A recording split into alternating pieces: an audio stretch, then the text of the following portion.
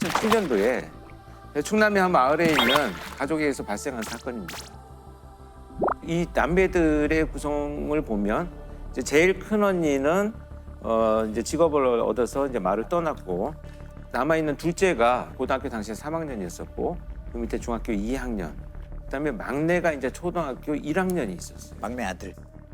둘째부터 막내까지 그 같이 생활을 하면서 일어난 사건인데, 2007년 5월 부모님이 일을 하러 나가셨는데 고등학교 3학년인 둘째가 셋째한테 이제 바깥에 어머니가 오시는지를 좀 나가봐라. 이렇게 해서 9시경에 이 중학교 2학년인 셋째는 이제 바깥에 어머니를 찾으러 나갑니다. 그런데 이제 한 30분이 지난 후에 9시 한 반경이 돼서 어머니가 집으로 들어오셨어요. 차를 네. 가지고 집으로 들어오셨는데 마중을 나간 중학교 2학년짜리 이제 동생이 사라진 거예요.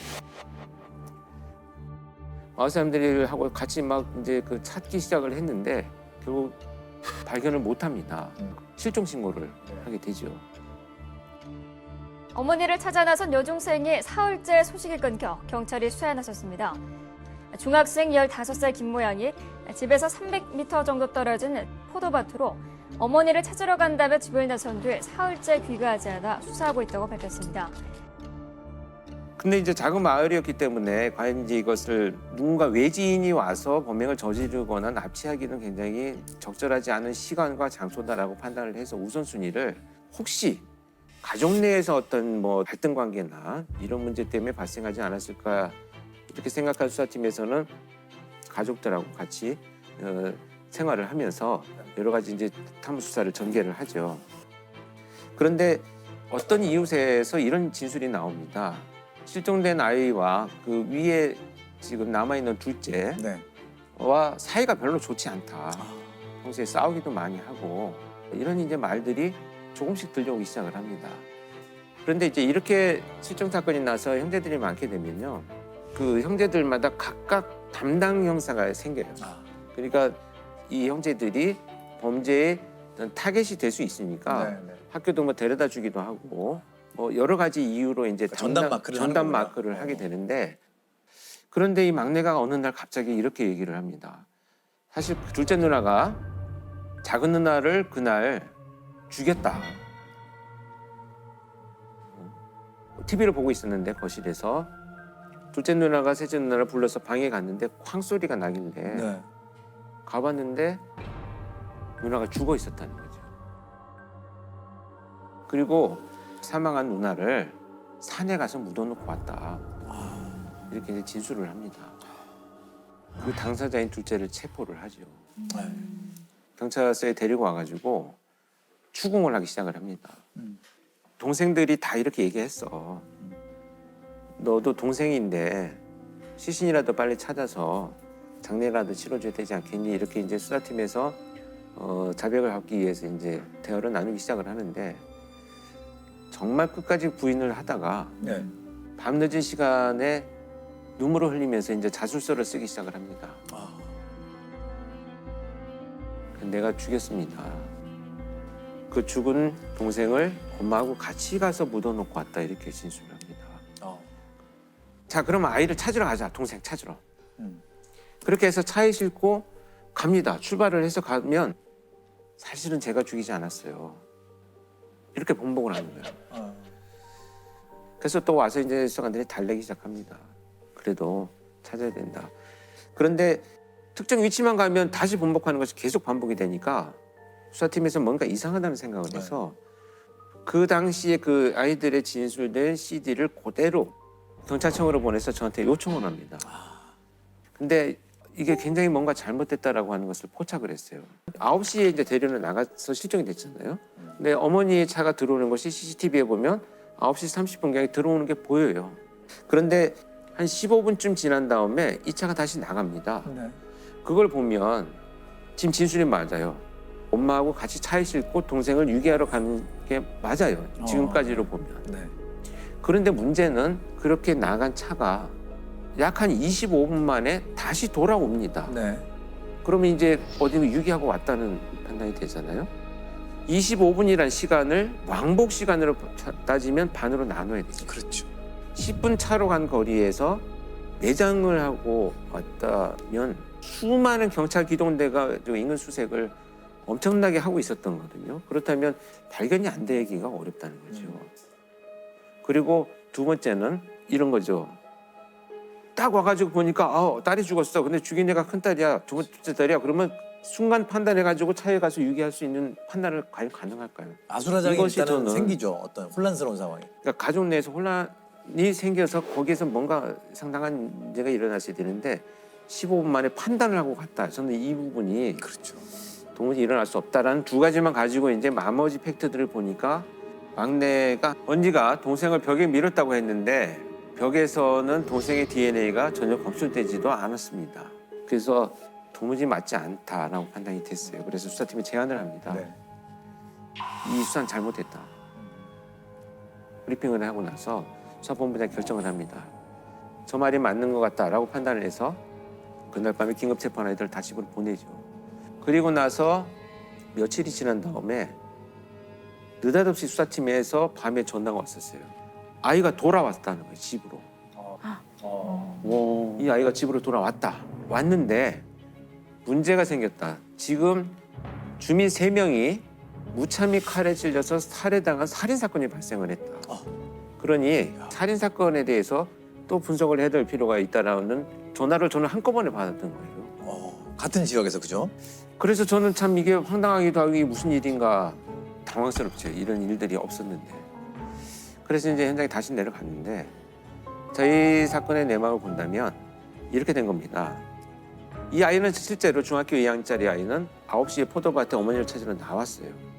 그런데 누군가 정말 범인이 자전거를 타고 가다가 이 아이를 보고 뒤에서 덮쳐서 강제로 자기 자전거 앞에 태웁니다. 성범죄를 저지르기 위해서 이제 납치를 한 겁니다. 움직이거나 고함을 치면 가만두지 않겠어라고 위협을 하고 태워서 그 다른 마을인 자기 집으로 아이를 데리고 갑니다. 그리고 3주 동안 감금을 해놨던 거예요. 그래서 어찌됐건 이 범인은 다행히도 이 아이를 살해하지 않고 집으로 데려다 줍니다. 약간의 동정심이나 자기하고 이제 같이 있었다고 하는 이런 어떤 뭐 여러 가지 복합적인 심리가 이제 작용을 했던 것 같아요. 아이를 데려다 주고 와서 평상시에 자기를 무시했다라고 하는 옆집 노인들을 모두 살해한 이런 사건입니다.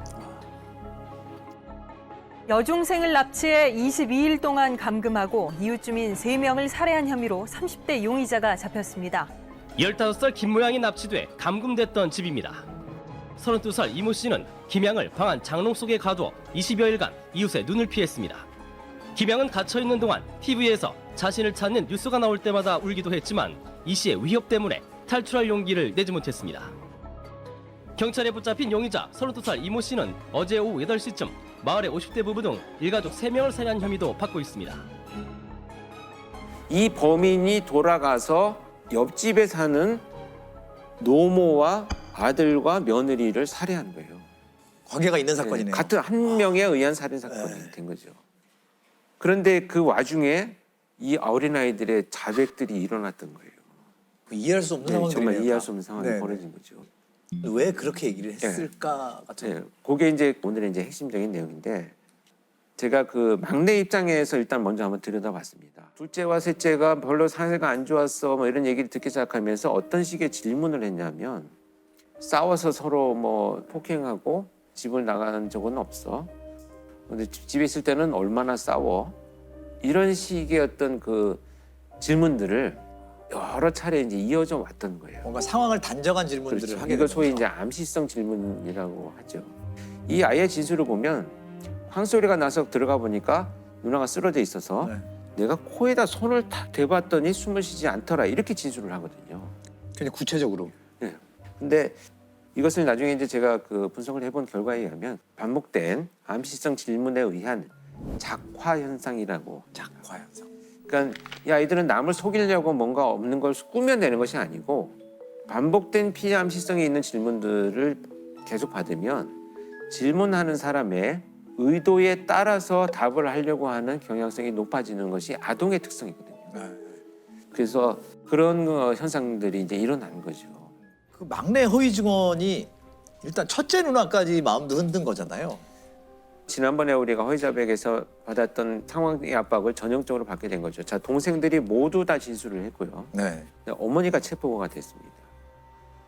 그러니까 지금 이 상황에서는 이 아이는 내가 어떤 말을 해도 지금 나를 아무도 믿어주지 않을 것이다라는 9시라는 늦은 시간에 동생을 내보냈다는 것에 대한 죄책감을 굉장히 많이 갖고 있었어요. 그 죄책감도 벗어나지 못하고 있는 상황인데 또 말도 안 되는 있지도 않은 막내 동생의 진술이 나왔다고 하니까 이것조차도 거짓말이야라고 하면 나머지 동생들이 또 자기로 인해서 거짓말을 한 아이들처럼 시달리게 될까 봐 이 아이는 굉장히 이 동생들을 보호하고 죄책감을 갖고 있는 이런 그 상황에서 자술서를 소위 쓰게 되는 거죠. 본인이 쓴 자백의 자술서를 보면 빨리 이 모든 것이 제대로 바로 잡혀져서 우리 모두가 예전처럼 행복해졌으면 좋겠습니다 라는 문구로 시작을 해요, 자술서가. 그래서 제가 그걸 보는 순간 내가 너무나 많은 것을 간과했구나. 지금 이건 자술서가 아니고 이 상황을 빨리 벗어나고자 하는 이 아이의 처절한 어떤 안타까움의 표현일 뿐이다, 이런 생각을 했어요. 그래서 이 수사가 이 사건들을 계기로 해서 굉장히 저도 많은 이 변화를 가져야 되겠다는 생각을 하게 된 사건 중에 하나입니다. 이런 아동 청소년의 허위 진술을 좀 막기 위해서는 어떤 방법이 있을까요? 사실 이제 라포 형성이 굉장히 중요하고요. 라포, RAPPORT 이렇게 이제 표현되는데 소위 친밀감을 형성한다 이렇게 표현을 하거든요. 그래서 그렇게 하려면 환경 조성도 굉장히 중요하고요. 네가 좋아하는 것에 대해서 오늘 한번 얘기를 나눠볼까 먼저. 뭐 강아지 좋아하니? 뭐 이런 식의 대화도 굉장히 좋겠죠. 또 이런 질문들이 개방형으로 시작을 해야 되겠죠. 그날 밤에 무슨 일이 있었니?라고 질문하는 것과 그날 밤에 누나랑 둘이 싸웠니 안 싸웠니?라고 물어보는 것은 말 한마디 차이지만 굉장히 다른 답변을 요구한다. 이런 것들이 좀 잘 지켜진다면 좀 아동들의 증언이 좀 수사에 도움이 되는 경우가 꽤 있을 수 있을 텐데요. 그렇죠. 결정적인 역할을 한 사례가 하나 있습니다. 간략하게 제가 한번 소개를 드려볼게요. 이건 2021년에 인천에서 발생한 사건인데요. 아동학대 사건입니다. 초등학교 3학년인 여자아이가 사망한 채로 발견된 사건입니다. 피해 아동의 어머니인 A씨는 전 남편과의 사이에서 아들과 딸을 낳은 다음에 이제 이혼을 했는데요.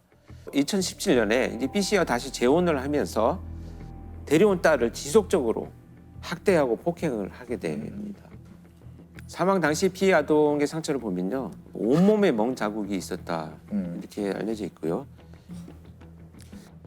8살인데 110cm의 키에 몸무게가 심지어 13kg인 상태로 저체중 상태로 발견됐고요. 13kg.